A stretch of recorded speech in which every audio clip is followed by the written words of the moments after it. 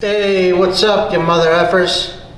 I'm Dayne from Easton Fitness coming at you with a Q&A session. I've got some questions here on my phone that I'd like to answer for you. I hope you find enjoyment in this.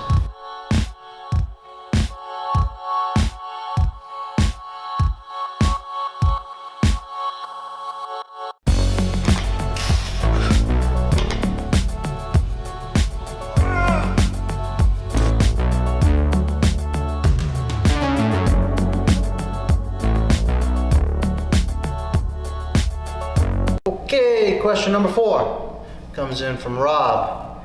Actually, this is a pretty common question. People are always asking me, what do I drink for a pre-workout or what do I drink during my workout? And the answer is the Bear Grylls Special, my own urine. Just kidding. All this is really simple. 4 ounces of OJ and then about 15 to 16 ounces of water and you're good to go. Orange juice or orange is filled with simple sugars and carbohydrates that help boost your energy immediately like that. So ditch the caffeine, ditch the nitrous, go natural. Done.